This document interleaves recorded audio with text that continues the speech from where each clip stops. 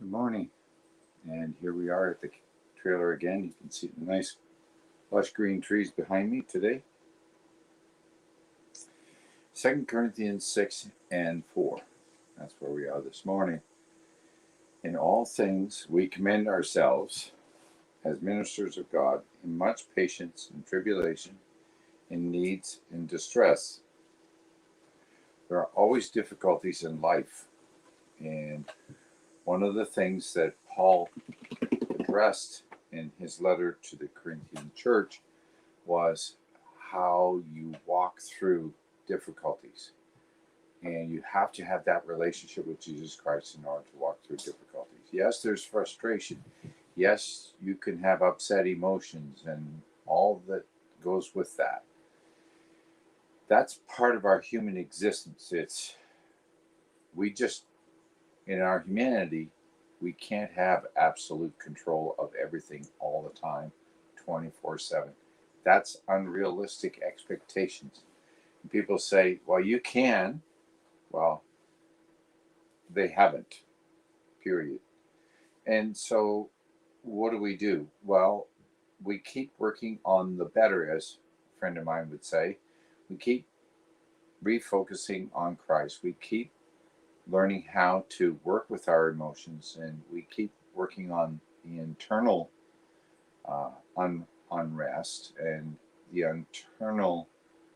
the eternal thing that goes off inside of us all the time, our humanity. We're putting more of God in and less of us. And in that process, we learn to deal with tribulations, we learn to deal with needs, we learn to deal with distresses, we need to learn to deal with affliction. And you have to live in the spirit in order to overcome. More spirit, less flesh. Flesh is where there's total random emotions, total impulse, total lack of control. See, one of the fruit of the Spirit is self-control. So bringing discipline and self-control into your life is part of the process where we exchange lack of control for control, and we keep reminding ourselves what the Spirit says to the church and how it walks with God. You say, well, if we aren't able to do it, why do we even try? Well, because it reflects on God in our testimony, how we walk with Christ. And the key is, I am being a disciple, a disciplined one of Christ. That means my life was undisciplined before. I thought it was disciplined, but it was disciplined for my own self. It was never disciplined for God. So there's an exchange that's taking place. We're moving away from undisciplined life, undisciplined thinking, undisciplined actions. And it takes time to work on that. And that's called sanctification. That's the process of cleaning things up. And God's not offended by that. In fact, God's commending us that we pursue that and that we get involved in that and that He gets involved in our lives and in our thinking. It's like even expecting God to help you solve the little things that you deal with on a daily basis. It's okay to ask God for help to solve the little things because the big things really overwhelm us, and the emotional waves just carry us away. So if we learn this process of being in relationship with Christ early on small things, bigger things aren't as overwhelming and don't cause as much uh, emotional upheaval in our lives. There's an expectation in faith, and there's an expectation that comes from the demonstration of Christ in us, and that gives us hope. And hope makes us not ashamed. And that's what the scriptures say. So faith goes to hope, and hope goes to removing shame out of our lives.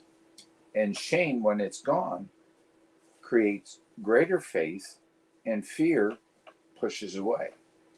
So this whole process, it's okay to be in the process. It's okay to admit that you haven't got it all together. It's okay to admit that the Holy Spirit is helping you. It's okay to admit these things. and to rejoice in the fact that He is.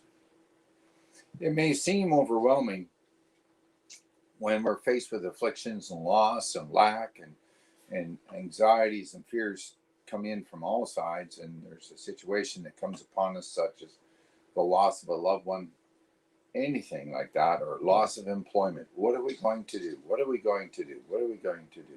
Well, we look to the Lord to walk through this process. It is a process, and it's okay to be in the process. But there's a refining that's taking place in our character and how we deal with life. And we're not becoming so emotionally driven.